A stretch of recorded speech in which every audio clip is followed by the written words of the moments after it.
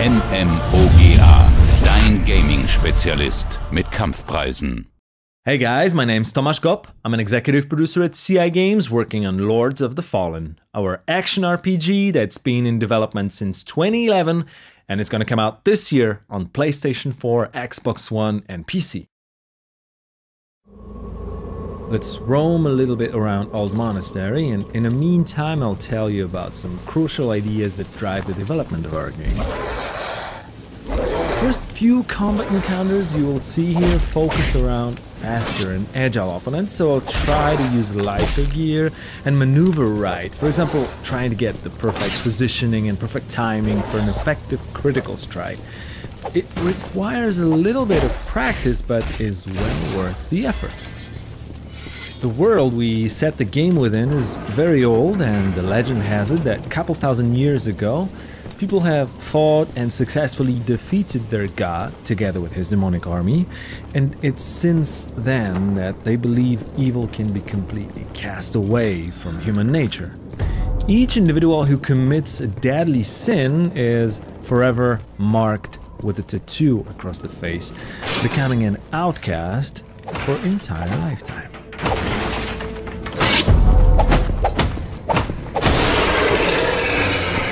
Anybody here? Harkin, our hero, has a very dark past behind him, and because of that, when the demons, or the Roger as we call them, started to reappear, he is assigned to face the threat. It's almost as if people believe that they can fight evil with evil. Oh, and by the way, it's worth mentioning that we really put a lot of work into highlighting the feeling of intense duel within each single one-on-one encounter that you will come across. Here, this next enemy normally would not be much of a hassle because he's mainly attacking from a distance, but surprise, surprise, there's a second one. So we gotten ourselves into more or less a 1 versus 2 situation. If I want to be extra efficient in situations like this, I always try to pull off a special dual-wielding combo with the daggers. It requires the timing, but the DPS is definitely worth the try. The game will also unlock new worlds for you to explore once you advance on the story path, but the ones you just left are not locked away from you. It's not only possible, but also very encouraged to re-explore the places you've already visited, and the new areas will open up, presenting you with new loot and new opponents.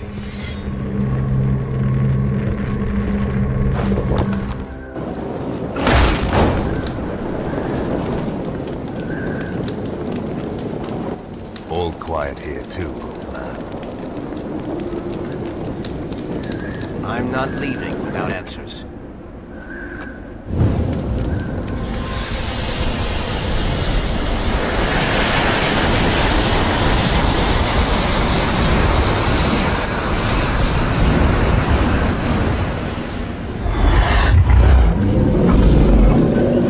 This one here is a different type of opponent. He's bigger, stronger, more aggressive, but also he's not defending himself, so we'll try a different type of timing with this guy, using a heavier gear. Since we're not a slasher, certain things will not work, like mashing the button, for example. Blocking, well, that probably won't get you far in the long run.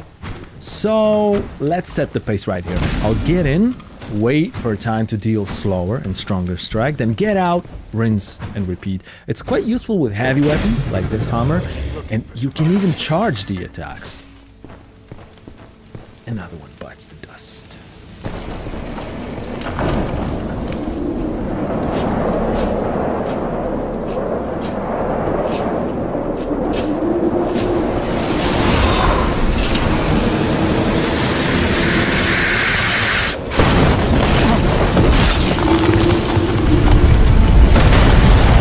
Okay, let's jump straight into a boss fight now. This is going to be the first boss of the game. We call him First Warden.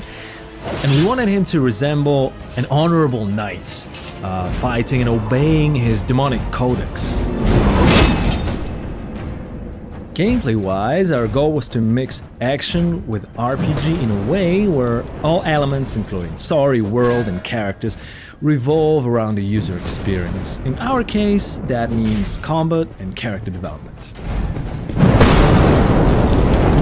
Basically, there are two main pillars of combat in Lords of the Fallen: melee fighting and magical, supernatural skills. The first one is fairly tactical and rewards players who like the feeling of learning and that special sense of becoming proficient at game mechanics.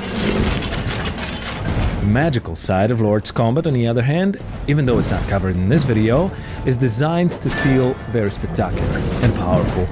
But that is also not the only reward that counts with using it.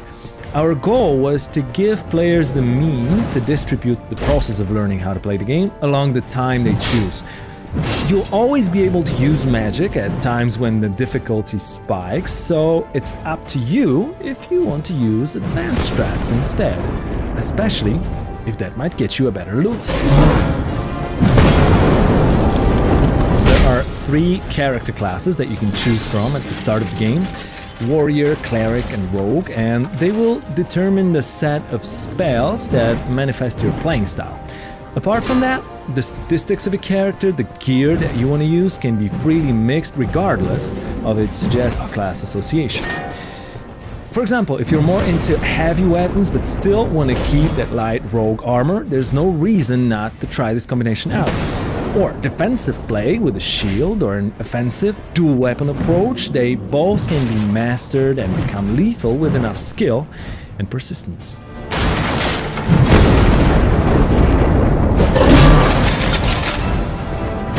The last stage of the first Warden fight is where it gets interesting, because we finally managed to destroy the shield, making him a bit more vulnerable. At the same time, we pushed his aggression a little bit over the edge. If you remember not to get greedy and deal too much damage at too short amount of time, you can make it. Just please try to avoid his special attack, as it can stun lock you, and of course, we wouldn't want that, would we?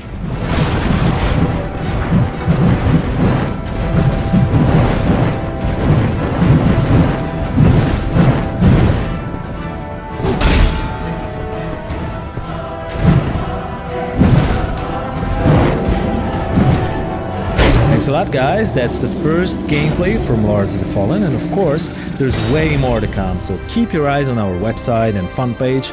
We want to make sure you know everything you wish about our game before it gets to your PlayStation 4, Xbox One and PC.